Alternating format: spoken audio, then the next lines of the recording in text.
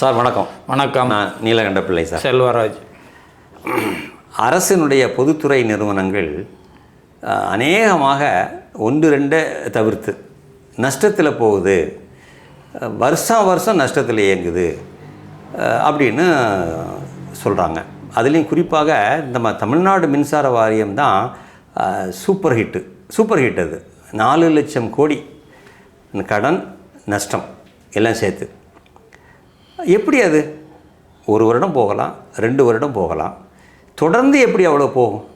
அதை பற்றி கொஞ்சம் நம்ம விவாதிக்கலாம் சார். என்ன காரணம் சார்? சொல்லுங்கள் சார்.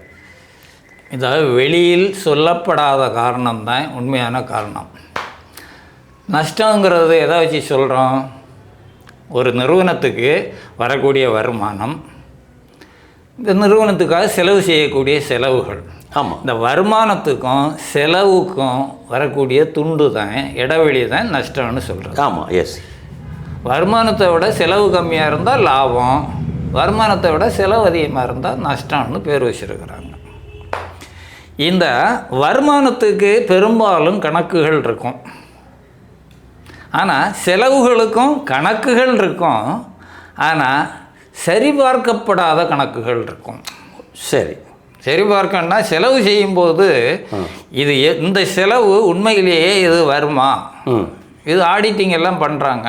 ஆடிட்டிங்கில் எல்லாத்தையுமே அவங்க இது பண்ணுறது கிடையாது, ஓரளவுக்கு தான் பண்ண முடியும். ஏன்னா அவங்களுக்கு இந்த இதில் உள்ள டெக்னிக்காலிட்டிஸ் நிறைய தெரியாததுனால அந்த ஆடிட்டுக்கு வர்ற பீப்புளை இவங்க ஏமாத்துறதுக்கு நல்ல வாய்ப்புகள் நிறைய இருக்குது.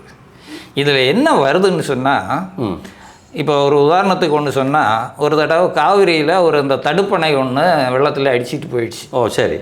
கொஞ்சம் ஒரு 6-7 வருஷத்துக்கு முன்னால் இருக்கணும்னு நினைக்கிறேன். சரி.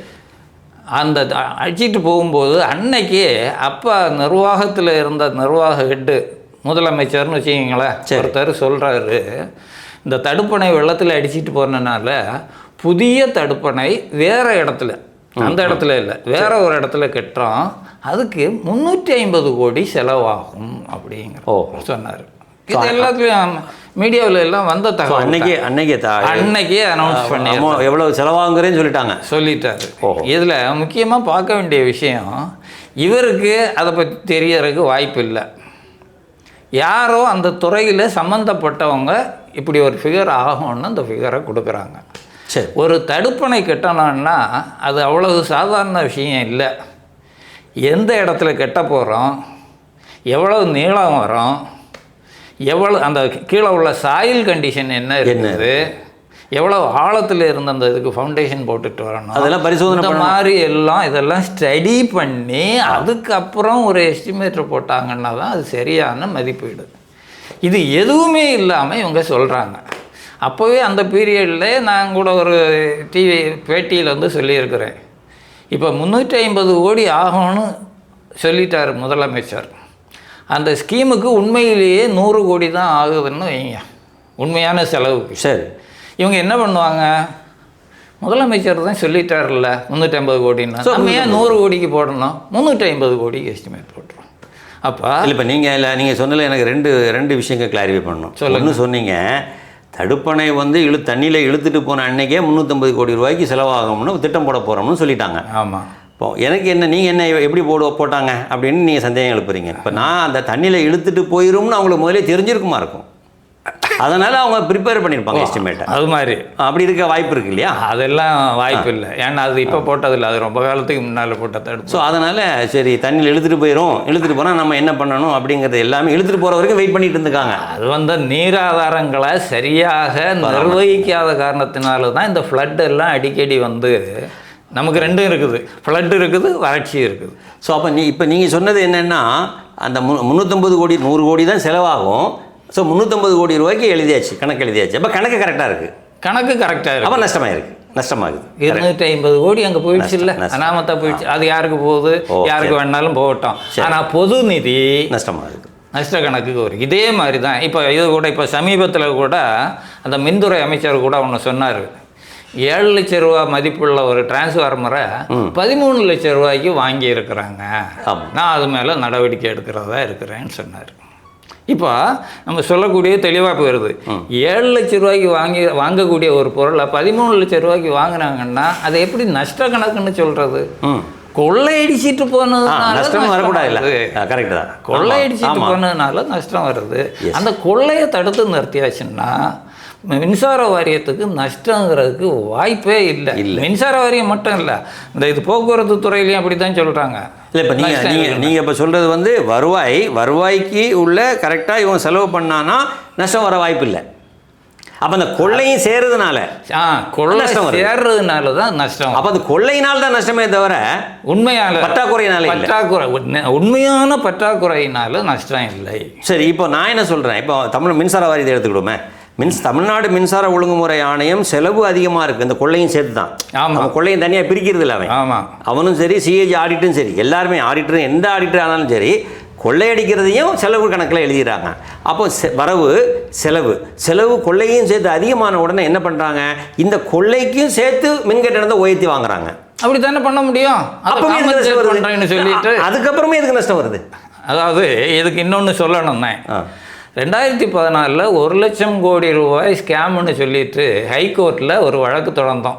ஆமாம், எங்கள் அமைப்பில் இருந்து 2014. சரி, வழக்கு போட்டோன்னே 2014-15 கோடி அக்கௌண்ட்டை வந்து 2016 ரிலீஸ் பண்ணாங்க. நாங்கள் வழக்கு போடும்போது நஷ்டம் வந்து 13,500 கோடின்னு சொன்னாங்க. இந்த வழக்கு போட்ட உடனே அந்த வருஷத்துக்குள்ள நஷ்டம் வந்து கிட்டத்தட்ட 750 கோடின்னு காட்டுறாங்க. குறைஞ்சிருச்சு. 13,500லேருந்து 750 கோடிக்கு வந்து எப்படி அந்த ஒரு வருஷத்தில் அவ்வளோ வர முடியும்? ஸோ இப்போ எதுவுமே உண்மையான கணக்கு இல்லை. அதே மாதிரி தான் இதில் இவங்க ஆடிட் ரிப்போர்ட் வர்றதை பார்த்தாலும் மின்சார வாரியத்தில் அவங்க என்ன சொல்கிறாங்கன்னா, இந்த வெண்டர்ஸ் கான்ட்ராக்டர்ஸ் இருக்கிறாங்கல்ல, கான்ட்ராக்டுக்கு கொடுக்கக்கூடிய பேமெண்ட்டு இந்த வெண்டர் வைஸாக தனியாக அக்கௌண்ட் மெயின்டைன் பண்ணுங்கன்னு கிட்டத்தட்ட 10 வருஷமாக அவங்க ஒவ்வொரு ஆடிட் ரிப்போர்ட்லேயும் சொல்லிகிட்டே இருக்கிறாங்க. இவங்க அதை செய்கிறதே இல்லை. அதனுடைய விளைவு என்னன்னா, அவங்களே ஒரு சில இடங்களில் வந்து இந்த வெண்டருடைய payment double payment triple payment எல்லாம் ஆகிருது. ஓஹோ. எப்படி வருதுன்னா, இப்போ ஒரு வெண்டருக்கு ஒரு ஒர்க்குன்னா 100 கோடிக்கு ஒர்க்குன்னா அவனுக்கு 100 கோடி கொடுக்கணும். இதில் ஏற்கனவே அட்வான்ஸ் இவ்வளோ கொடுத்துருக்குறோம், இப்போ இவ்வளோ கொடுத்துருக்குறோம், இன்னும் பேலன்ஸு இவ்வளோ கொடுக்கணும் அப்படிங்கிற தனித்தனி ஆளுக்கு வெண்டருக்குள்ள கணக்கு மெயின்டைன் பண்ணால் தானே அது தெரியும். அப்போ தான் தெரியும். இவங்க என்ன பண்ணுறாங்கன்னா, அதை மெயின்டைன் பண்ணால் திருட்டு பண்ண முடியாதுங்கிறதுனால அந்த டெய்லி கேஷ் புக் இருக்கும்ல, அந்த கேஷ் புக்கில் பார்த்து அவனுக்கு இவ்வளோ பேமெண்ட் பண்ணியிருக்கு அப்படின்னு சொல்லிட்டு ஒழுங்கான பொதுவாக எழுதி கணக்கு அளிக்கிறாங்க. பொதுவாக உள்ள கணக்கில் அவங்க யாரும் கண்டுபிடிக்க முடியாது. ஆமாம், கண்டுபிடிக்க அதை கண்டுபிடிக்கணும்னா நானும் நீங்களாம் நேராக போயிருந்து எல்லா அக்கௌண்ட்டையும் கொண்டு வந்து போடுன்னு சொல்லி. சரி, இப்போ எனக்கு ஒரு சந்தேகம் வருது. இப்போ நீங்கள் டிரான்ஸ்ஃபார்மர் வாங்கினதில் 350 கோடியோ 500 கோடியோ ஊழல் சொன்னாங்க இல்லையா? இப்போ ஊழல்னு யார் சொல்கிறாங்க? அமைச்சர் சொல்கிறாரு. அமைச்சருங்கிறது அதிகாரம் ஆளுமை மிக்க ஒரு அது ஆய்வு செய்து ஆய்வின் அடிப்படையில் சொல்கிறாரு. அதே மாதிரி நிலக்கரி வாங்கினதில் கொள்ளை இவ்வளோ லட்சம் கோடி கொள்ளை சொன்னாங்களே. 2 லட்சம் டன்னு இப்போ இதே மாதிரி ஒவ்வொன்றுலையும் இப்போ கண்டுபிடிக்காததை விட்டுருவோம், கண்டுபிடிச்ச உள்ள கொள்ளைகள் இவ்வளோ இருக்குது இல்லையா? அப்போ அதை செலவில் எப்படி சேர்க்கக்கூடாது இல்லை? அப்போ இவங்க வந்து ரிவைஸ்டு அந்த ஃபைனான்சியல் ஸ்டேட்மெண்ட்டை ரிவைஸ் பண்ணி ஒப்புதல் பண்ணாங்களா? பண்ணிக்கணுமா? இல்லை, அது செய்ய மாட்டேன். அப்படின்னா அப்படி வரும்போது அதில் எப்படி அது என்ன கணக்கில் கொண்டு போகிறது? கொள்ளையில் அது ஆக்சுவல் செலவு இல்லை. கொள்ளைங்கிறதுக்கு யார் சொல்கிறது? நடவடிக்கை எடுக்க வேண்டியது யார்? இன்னைக்கு யார் கொள்ளையடிச்சாங்கன்னு சொல்கிறாங்களோ அவங்க தானே சொல்லணும் அதை. கரெக்ட். அதாவது நம்ம நிர்வாக அமைப்பு எப்படின்னா அருமையான நிர்வாக அமைப்பு, அட்மினிஸ்ட்ரேட்டிவ் சிஸ்டம்னு சொல்லுவாங்கல்ல, அது அருமையாக இருக்குது. அந்த ஒவ்வொரு படியாக இது பண்ணி இருக்குது. ஆனால் மேலே போக போக அது என்னன்னா அந்த குவாலிட்டி குறைஞ்சிட்டே வருது. குவாலிட்டி நீங்கள் குறையலாம், நீங்கள் சொல்கிறது குவாலிட்டி குறையலாம், ஓகே. குவாலிட்டி சிஸ்டமும் அந்த குவாலிட்டி மோசமாக குவாலிட்டி அந்த நிர்வாகியினுடைய குவாலிட்டி குறைஞ்சிட்டே போகுது.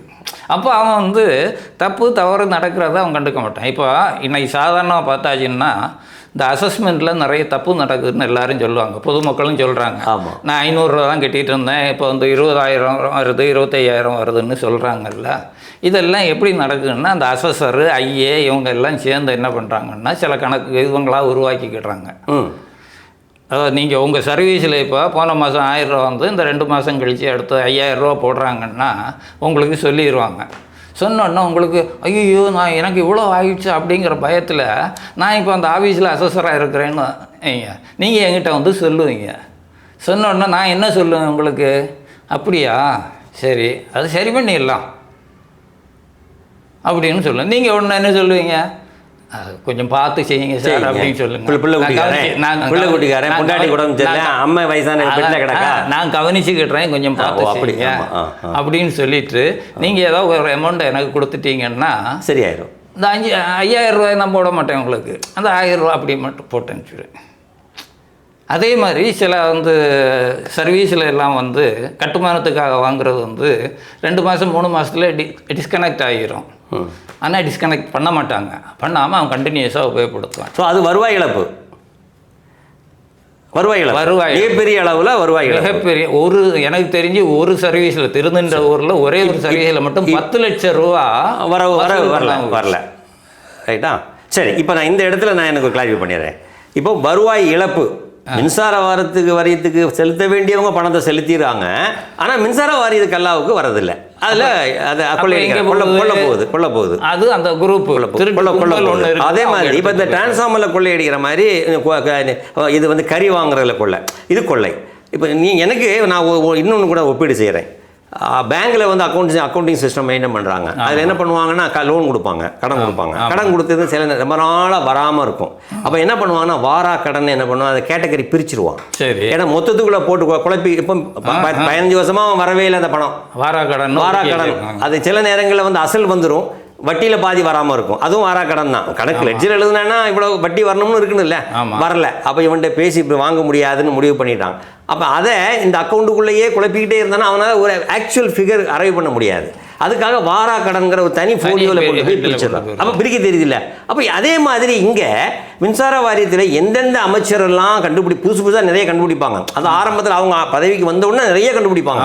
அங்கே ஊழல் இங்கே ஊழல்பாங்க. அப்போ அந்த ஊழல் பண்ணக்கூடிய அமௌண்ட்டு அதையெல்லாம் தனியாக கொள்ளை பணம், எப்படி பார்ட்டி பணம் இருக்குதோ அதே மாதிரி கொள்ளை பணம்னு தனியாக ஒரு ஹெட்டை கிரியேட் பண்ணி அதை மெயின்டைன் பண்ணிட்டீங்கன்னா, அதை தனியாக மெயின்டைன் பண்ணுனா வரவு செலவு கரெக்டாக பெருமை. எவ்வளவு மிஸ்அப்ராப்ரியேஷன் ஆகியிருக்கு அப்படிங்கிறது தெரிஞ்சிடும். அப்போ அதை வசூல் பண்ணுறதுக்கு என்ன செய்யணுங்கிறது மக்கள் கேள்வி கேட்பாங்க. இப்போ ஒரு பிரச்சனையே அதுதான். அதாவது இதை கண்டுபிடிக்கிறாங்க, ஆனால் வசூல் பண்ணுறதுக்கு நடவடிக்கை எடுக்கிறது இல்லை. ஏன் எடுக்கிறது இல்லை தெரியுமோ? கேள்வியே கேட்குறது யாரும் கேட்க மாட்டாங்க. இல்லை, அப்படி இல்லை. எப்படி ஏற்கனவே கொள்ளையடிச்சு தான் அந்த பிரச்சனையே வந்தது. அந்த கொள்ளையில் ஒரு பங்கு கண்டுபிடிக்கிற ஆளுக்கு வந்துடுச்சுன்னா முடிஞ்சு போச்சு, அவ்வளோதான். ஆமாம், அந்த மேட்டர் ஓவர். எவ்வளவோ 2 லட்சத்துக்கு 2 லட்சம் டன்னு கறியை காணலேன்னு 5 வருஷமாக சொல்லி கண்டுபிடிக்கவே இல்லை. வட சென்னையில் அப்படி சொல்லிட்டு இருந்தாங்க, கண்டுபிடிக்கவே இல்லை. இது என்ன நடவடிக்கை எடுத்தாங்க? ஏன்னா இவங்களுக்கு வர வேண்டியது வந்துட்டு. இப்போ அது மாதிரி இப்போ நீங்கள் அதை மாதிரி கணக்கு மெயின்டைன் பண்ணலேன்னு இல்லை. இது இன்னொரு ஹெட் இருக்குது இதில் நீங்கள் சொல்கிறது கரெக்டு. கொள்ளையடித்த பணத்தை இதுக்குள்ளேயே போட்டு செலவுலேயே இன்னமும் கொள்ளைன்னு தெரிஞ்சதுக்கப்புறமும் அரசு டெக்ளேர் பண்ணதுக்கப்புறமும் அனைத்து மீடியாவும் மக்கள்கிட்ட எடுத்து சொன்னதுக்கப்புறமும் எல்லாருக்கும் தெரிஞ்சதுக்கப்புறமும் அதை செலவுன்னு தான் எழுதிட்டு இருக்காங்க. அதான் இந்த மீடியாவும் எல்லாம் என்ன சொல்கிறாங்க, நஷ்டம். இதில் இன்னொரு கேட்டகரி இருக்குது. என்ன? இந்த அதிகாரிகளுடைய செயலற்ற தன்மை, மோசமான செயல்பாடு, திட்டமிட்ட சதி, வெளியுள்ள பைசாவுக்கு ஆசைப்பட்டு வெளியுள்ளவங்களோட கூட்டு சதி பண்ணி மின்சார வாரியத்தை வருவாயை முடக்கிறது, இல்லைன்னா ஊதாரித்தனமாக செலவு பண்ணுறத, அந்த செலவினங்களை என்ன பண்ணுறான், ரெகுலேட்டரி அசெட் அப்படின்னு ஒரு 85,000 கோடி கொண்டு போய் சேர்த்து வச்சுருக்கான் மின்சார வாரியத்துக்கு. யார் சேர்த்து வச்சிருக்கிறது? இங்கே தான் மின்சார ஒழுங்குமுறை ஆணையம் தான் அப்படி ஒரு ஆர்டரை போட்டு வச்சிருக்கிறான். அனுமதி கொடுத்தது அவன் தான். அந்த ஒழுங்குமுறை ஆணையமே ஒழுங்கா இல்லை. இப்போ பாருங்க, இப்போ நான் என்ன கேள்வி கேட்டேன் முதல்ல, கொள்ளையடிச்ச பணத்தை வாராக்கடன் மாதிரி கொள்ளையடிச்ச பணத்தை வந்து கொள்ளை பணம்னு தனியாக அக்கௌண்ட் மெயின்டைன் பண்ணியிருந்தா சரியா போகுமேன்னு நான் கேட்டேன், ஆதங்கத்தில் கேட்டேன். அப்போது இன்னொன்று பாருங்க, தனியாக ஒரு பணத்தை ரெகுலேட்டரி அசெட் அப்படின்னு ஆணையமே அனுமதி கொடுத்து 85,000 கோடிக்கு எங்கேருந்து வசூல் பண்ணுறது, என்ன செய்யறதுன்னு தெரியாமல் அது ஒரு 80. அப்போ இப்போ அந்த ஆணையத்துக்கு இதெல்லாம் என்ன சொல்ல வருது, ஆணையத்துக்கு வரக்கூடிய டேரிஃப் பெட்டிஷன், ப்ரூவ் பெட்டிஷன் எல்லா டைம்லேயும் வந்து நம்ம அதில் பிரச்சனை பண்ணிகிட்டு இருக்கிறோம். நீ அவன் கொடுத்துருக்கிற அக்கௌண்ட்ஸை வந்து ப்ரூடன்ட் செக் பண்ணணும்னு இருக்குது. நீ ப்ரூடன்ட் செக் பண்ணியா இந்த ஆஸ்பெக்ட்லேன்னு லிஸ்ட்டு போட்டு கொடுத்துருக்குறோம். ஆமாம். இப்போ ஆடிட்லேயே வந்து அவங்க ஏஜி ஆடிட்லேயே வந்து ஒரு வருஷத்தில் 75 ரிமார்க்ஸ் கொடுத்தாங்க. ஆமாம். பேங்க்ல செலுத்தினதும் இவன் அக்கௌண்ட்டுக்கும் ரெக்கன்சிலேட் பண்ணுறதே கிடையாது. அதே மாதிரி அடுத்த வருஷத்தில் அக்கௌண்ட்டு கொடுக்கும்போது 75 அட்வைசர் மார்க்ஸுங்கிறது 85 உயர்ந்தது. அதுக்கு அடுத்த வருஷம் வரும்போது அதே இது 105 உயர்ந்தது. அப்போ ஆடிட் என்ன கொடுக்குறாங்களோ அதை பற்றியெல்லாம் எனக்கு கவலை இல்லை, நான் செய்கிற திருட்டுத்தனத்தை ஃப்ராடை நான் தொடர்ந்து செய்துகிட்டே இருப்பேன் அப்படிங்கிற ஒரு முளமாரித்தனம் பிடிவாதத்தில் தான் இவங்க எல்லாம் செயல்பட்டு இருக்கிறாங்க. காரணம் என்னன்னா அதை தட்டி கேட்க வேண்டிய ஆட்கள் யார்? மின்சார வாரியத்தில் இந்த மாதிரி ஒன்று நடக்குதுன்னு தட்டி கேட்க வேண்டியது அரசு துறையிலேருந்து தான் பண்ணணும். அரசு துறையில் கண்டுக்கிட்டதில்லை. ஏன்னா அவங்களுக்கும் அதிலேருந்து தேவையான பங்கு போயிடுது. இப்போ வெள்ளை அறிக்கை கொடுத்தாங்க. இப்போ என்னுடைய ஆதங்கம் என்னென்னா, அந்த வெள்ளை அறிக்கையில் வரவு செலவு கொள்ளை பணம் எவ்வளோன்னு சொல்லு, ரெகுலேட்டரி அசெட் என்ன, மின்சார வாரியத்துக்கு ரெகுலேட்டரி அசெட்டுங்கிறது வந்து தலையில் தொங்கிட்டு இருக்கு 85,000 கோடி சொல்லலை. வெள்ளை அறிக்கைன்னா என்னது? வெள்ளையாக இருக்கிறதோ வெள்ளையாக இருக்கிறதோ இல்லையா? அது அறிக்கையில் வெள்ளையும் கருப்புமா தானே இருக்குது. ஆமாம் ஆமாம், பிளாக் அண்ட் ஒயிட்டாக தானே இருக்குது. அது எப்படி ஒரு நல்ல நிர்வாகத்தில் ஊழல் பண்ணுறாங்களோ அது மாதிரி வெள்ளை பேப்பரில் கருப்பு எழுதுறதோ? ஆமாம். அதான் வந்து அதில் என்ன தப்பு நடந்திருக்குது. இவர் சொன்னார்ல 7 லட்ச ரூபா டிரான்ஸ்ஃபார்மரை வந்து 13 லட்சத்துக்கு வாங்கினேன்னு, அதெல்லாம் அந்த வெள்ளை அறிக்கையில் வந்திருக்கணுமா வேண்டாமா? வந்திருக்கணும். ஏன் வரல? அதெல்லாம் வந்தால்தான் அதுக்கு பேர் வெள்ளை அறிக்கையை தவிர வரவு செலவு கணக்கு அல்லது புள்ளி விவரத்தை மட்டும் போடுறது வந்து வெள்ளை அறிக்கை கிடையாது. அது ஒரு அமைச்சர், ஒரு அதிகாரி, ஒரு அரசு நிர்வாகம், மீடியா அவ்வளவு பேரும் ஊழல் நடந்திருக்குன்னு சொன்னால் அந்த செலவு, அந்த கொள்ளை பணத்தை வந்து தனியாக மெயின்டைன் பண்ணி மொத்தம் எவ்வளவு ஆயிருக்குன்னு அக்கௌண்ட் பண்ணி ஒவ்வொன்றா கண்டுபிடிக்க இவ்வளவு பணம், இவ்வளோ கொள்ளை பணம், இவ்வளோ ஏறிக்கிட்டே இருக்குன்னு சொன்னால் மக்கள் பேசு பொருள் ஆகுமா இல்லையா? அப்போ மக்கள் கேள்வி கேட்பான்ல. கேள்வி கேட்க ஆரம்பிச்சான்னா பிரச்சனை இல்லை. அப்போ இங்கே பிரச்சனை யார்கிட்ட இருக்குது? அப்போ இங்கே இந்தியன் அக்கௌண்டிங் சிஸ்டத்துலேயே ப்ராப்ளம் இருக்கா?